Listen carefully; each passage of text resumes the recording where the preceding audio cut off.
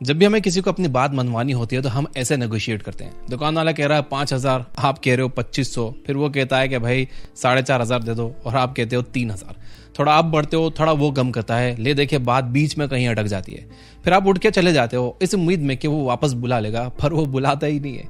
लेकिन क्या आप जानते हो कि ये नेगोशिएशन का सबसे बेकार तरीका है। विलियम यूरी और Roger Fisher, Harvard Negotiation Project के फाउंडर्स, इन दोनों ने साथ मिलकर एक लेजेंडरी बुक लिखी, गेटिंग टू यस। मैंने रिसेंटली ये बुक पढ़ी और जो चीजें मैंने सीखी, भाई सच में मेरा तो दिमाग हिल गया। इस किताब से मैं 4 बातें तुम्हें ऐसी बताऊंगा जो तुमने सीख ली तो तुम नेगोशिएशन के मास्टर बन जाओगे, चाहे वो सैलरी हाइक के लिए करनी हो या फिर कोई जमीन की डील करनी हो। तो चलिए शुरू करते हैं। देखो, नेगोशिएशन का मतलब ये नहीं है कि बात को 50-50 में डिवाइड कर दिया जाए या फिर सिर्फ अपनी बात पर अड़ जाया जाए कि भाई या तो मेरी मान या रहने दे।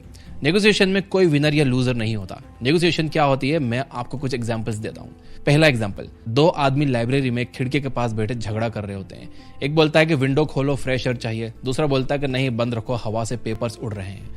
अब क्या करें, उस खिड़की का एक फ्लैप खोल कर एक बंद कर दें या फिर पूरा खोल दें या पूरा बंद कर दें। इन दोनों की बहस सुनते हुए लाइब्रेरियन आता है, दोनों की बात सुनता है, फिर जाके दूसरी वाली खिड़की खोल देता है। फ्रेश एयर भी आ गई, पेपर भी नहीं उड़े, दोनों खुश।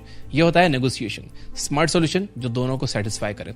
एक और एग्जांपल लो, 2 लोग केक शेयर करना चाहते हैं पर हर तरह से काट लो। दोनों बोलेंगे कि भाई मेरा पीस छोटा है, सामने वाला का बड़ा है। अब इसका क्या सॉल्यूशन है? दोनों में से एक को बोलो केक काटने के लिए और दूसरे को बोलो पहला पीस पिक करने के लिए। जो कट करेगा उसे पता होगा कि अगर उसने छोटा बड़ा पीस काट दिया तो सामने वाला बड़ा पीस ही उठा लेगा। इसलिए वो बहुत ही केयरफुली केक को बराबर हिस्से में ही काटेगा, क्योंकि अगर गलती करी तो छोटा पीस उसे मिलेगा। अगेन स्मार्ट सॉल्यूशन, यानी कि सांप भी मर गया और लाठी भी नहीं टूटी। अब एक लास्ट एग्जांपल, 2 बच्चे एक ऑरेंज के लिए लड़ रहे हैं। उनका बाप आता है, सीधा 50-50 काट के आधा एक को देता है और आधा दूसरे को।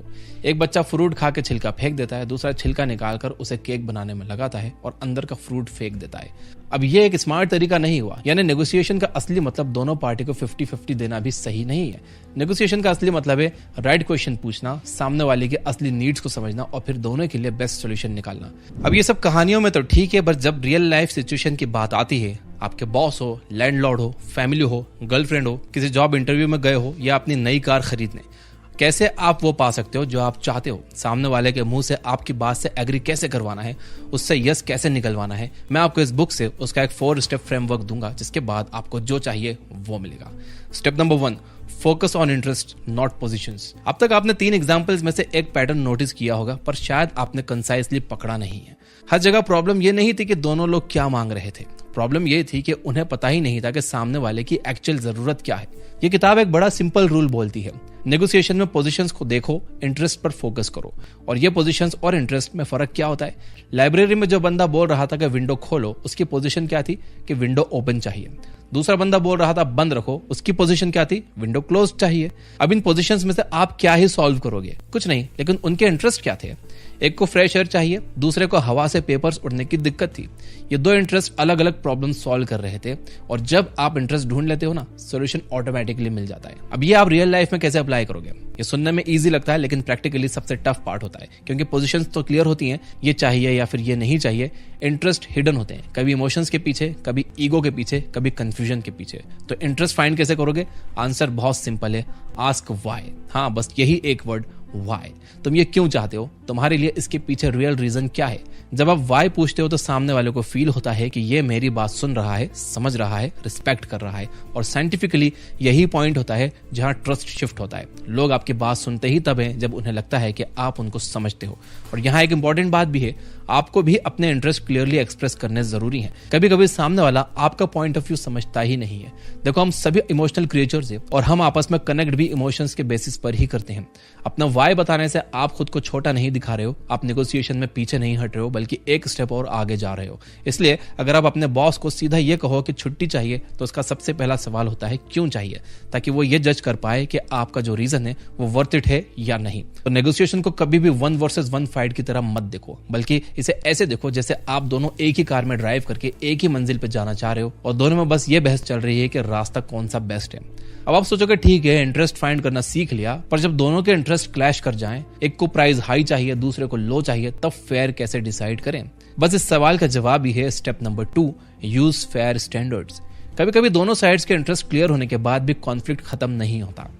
आपको कम रेंट देना है, लैंडलॉर्ड को ज्यादा रेंट चाहिए। आप हाई सैलरी चाहते हो, बॉस बोलता है कि बजट टाइट है। आपको लो प्राइस चाहिए, सेलर बोलता है कि भैया इतने की तो खरीद भी नहीं है। अब यहां पर अगर आप बैक एंड फोर्थ आर्ग्यूमेंट में गए ना, तो नेगोशिएशन वही 1 वर्सेस 1 फाइटिंग गेम की तरह बन जाता है। एक पंच आप मारते हो, दूसरा पंच सामने वाला मारता है। अब इससे बचने के लिए एक काम करो, पर्सनल ओपिनियंस को साइड में रख के ऑब्जेक्टिव और फेयर स्टैंडर्ड का यूज करो। मतलब क्या है, आप और सामने वाला दोनों मिलकर डिसाइड करो कि फाइनल डिसीजन आपकी मर्जी से नहीं, फेयर रूल से होगा। जैसे केक वाला एग्जांपल याद करो, दो लोग केक को फेयर तरह से शेयर नहीं कर पा रहे थे। चाहे कैसा भी काट लिया जाए, दोनों को लगता था कि सामने वाले का पीस बड़ा है। लेकिन जब एक ने केक कट किया और दूसरे को पीस चूज करने का ऑप्शन दिया गया, तो सॉल्यूशन ऑटोमेटिकली फेयर बन गया, क्योंकि ये सिस्टम फेयर स्टैंडर्ड पे बेस्ड था, ना कि ईगो, ना गेसवर्क, बस फेयरनेस। मान लो कि आप घर बना रहे हो और कॉन्ट्रैक्ट में लिखा ही नहीं कि फाउंडेशन कितनी डीप होनी चाहिए। कॉन्ट्रैक्टर बोलता है कि 2 फीट सही है, आप बोलते हो कि नहीं, स्टैंडर्ड तो 5 फीट है। अब आप यहाँ दोनों जितना आर्ग्यू करोगे उतनी टेंशन बढ़ेगी। पर अगर आप सिंपली बोलो कि देखो भाई साहब, मैं गलत भी हो सकता हूँ, आप भी गलत हो सकते हो, चलिए एक काम करते हैं, क्या सरकारी गाइडलाइंस में इस तरह की मिट्टी के लिए कोई स्टैंडर्ड मेंशन है? अर्थक्वेक रिस्क के हिसाब से सेफ डेप्थ क्या होती है, चलिए एक बार चेक कर लेते हैं। इससे क्या होता है, इंस्टेंटली ईगो फाइट खत्म, कन्वर्सेशन मी वर्सेस यू से शिफ्ट होकर मी प्लस यू वर्सेस प्रॉब्लम बन जाता है। यही नेगोशिएशन का आर्ट है। पर ये फेयर स्टैंडर्ड्स आखिर होते क्या हैं?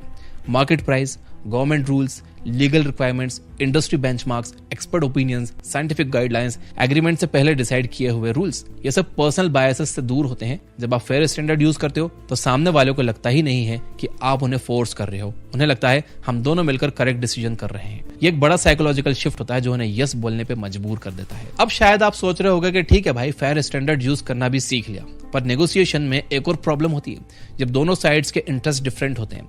एक चीज दो लोगों को चाहिए, पर रीजंस, पर्पस, इंटेंशंस दोनों अलग अलग होते हैं। यही डिफरेंस मैक्सिमम लोगों को प्रॉब्लम लगता है।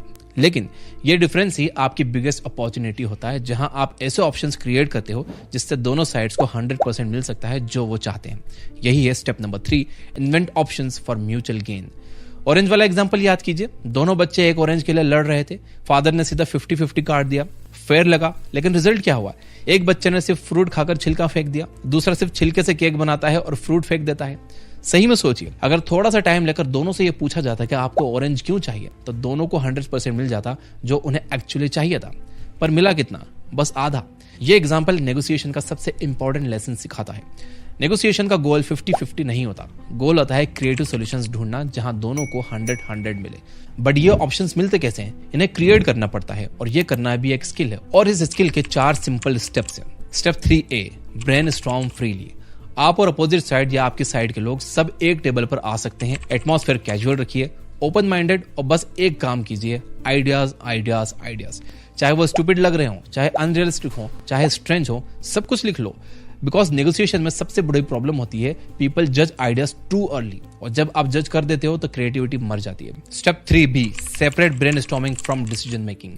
ये बहुत इंपॉर्टेंट है। ब्रेनस्टॉर्मिंग स्टेज में कोई भी आइडिया गुड या बैड नहीं होता, कोई डिसीजन नहीं, कोई क्रिटिसिज्म नहीं, कोई एनालिसिस नहीं, बस क्रिएट करो। बाद में जब ब्रेनस्टॉर्मिंग फिनिश हो जाए तब आइडियाज को फिल्टर करो, इंप्रूव करो, बेस्ट ऑप्शंस चूज करो। यह प्रोसेस आपकी नेगोशिएशन को ब्लेम गेम से निकालकर सॉल्यूशन गेम में डाल देती है। स्टेप 3C, डिफरेंसेस को प्रॉब्लम मत समझो, वही सॉल्यूशन बन सकता है। मैक्सिमम लोग नेगोशिएशन में डिफरेंस को एनिमी मान लेते हैं। इनका पर्पस अलग है, मेरा अलग है, इसको कुछ और चाहिए, मुझे कुछ और चाहिए। लेकिन इस बुक के ऑथर कहते हैं, differences are not the problem, differences are the opportunity. Orange के एग्जाम्पल में ऑप्शंस इसलिए मिले क्योंकि दोनों बच्चों का इंटरेस्ट अलग था। एक फ्रूट, एक छिलका। अगर इंटरेस्ट सेम होता तो प्रॉब्लम होती, पर डिफरेंस ने सॉल्यूशन बनाया। इसलिए नेगोशिएशन में सिमिलैरिटीज से ज्यादा डिफरेंसेस सुनना इंपॉर्टेंट होता है। स्टेप 3D, बेस्ट ऑप्शन को कंबाइन करके रिफाइन करो। ब्रेनस्टॉर्म के बाद 2-3 ऑप्शंस उठाओ और उन्हें मिक्स, ट्विक, मॉडिफाई करो। कभी एक ऑप्शन परफेक्ट सॉल्यूशन नहीं देता, बट 2 ऑप्शंस का कॉम्बिनेशन 100% परफेक्ट सॉल्यूशन दे सकता है। नेगोशिएशन एक पजल जैसा होता है, पीसेस अलग अलग होते हैं, पर जब सही जगह फिट हो जाते हैं तो पिक्चर परफेक्ट हो जाती है।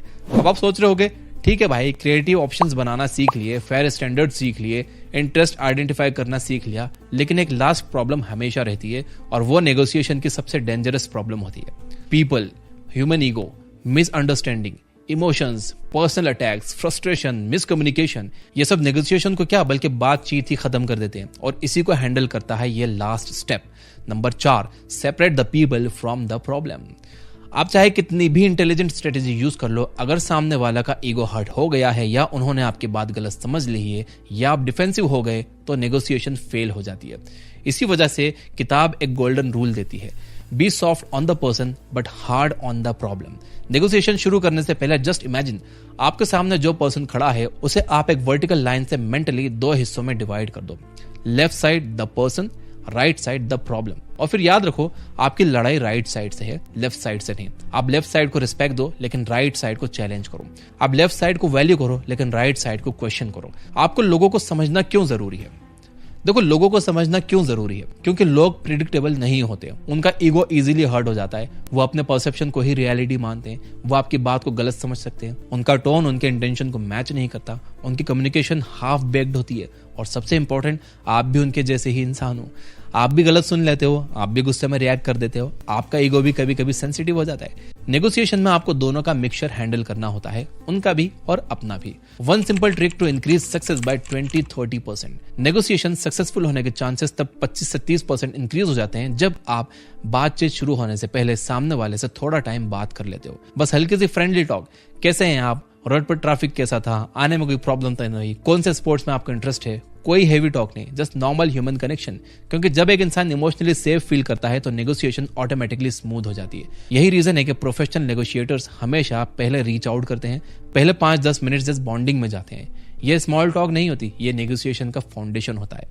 1964 में लंदन के हाइड पार्क में एक अमेरिकन फादर और उसका 12 साल ओल्ड बेटा वहां फ्रीजबी खेल रहे होते हैं, यानी कि वो प्लेट फेंकते हैं फिर सामने वाला कैच करता है। उस टाइम इंग्लैंड में फ्रीजबी अननोन थी, तो नेचुरली जब लोगों ने उन्हें देखा तो धीरे धीरे एक छोटा सा क्राउड उनके आसपास जमा हो जाता है। सब देख रहे हैं कि ये दोनों क्या कर रहे हैं। 15 मिनट के बाद क्राउड में से एक आदमी आगे आता है और पोलाइटली पूछता है, excuse me, I have been watching you both for a while, who is winning? Father पहले तो उसको देखकर हंसा, फिर उसने एक लाइन बोली, in frisbee nobody wins, you just play. एक सिंपल सा सेंटेंस, लेकिन नेगोशिएशन के लिए ये एक ट्रुथ है।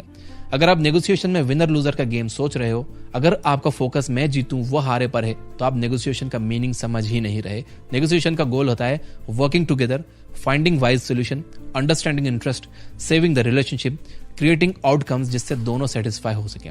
और जब आप ये 4 चीजें अप्लाई कर लेते हो, नेगोशिएशन सिर्फ टेक्निक नहीं रह जाती, एक लाइफ स्किल बन जाती है। आप जॉब में नेगोशिएट करोगे, सैलरी में करोगे, बिजनेस में करोगे, पेरेंट्स के साथ, रिलेशनशिप में, और हर जगह आपको बेटर रिजल्ट, बेटर रिस्पेक्ट और बेटर रिलेशनशिप मिलेंगी। यहां तक देख रहे हो तो वीडियो को लाइक किए बिना मत जाना, बहुत मेहनत की है इस वीडियो पर, और इस वीडियो को अपने सभी दोस्तों के साथ शेयर जरूर करना। सब्सक्राइब नहीं किया है तो सब्सक्राइब कर लेना, घंटी दबा देना।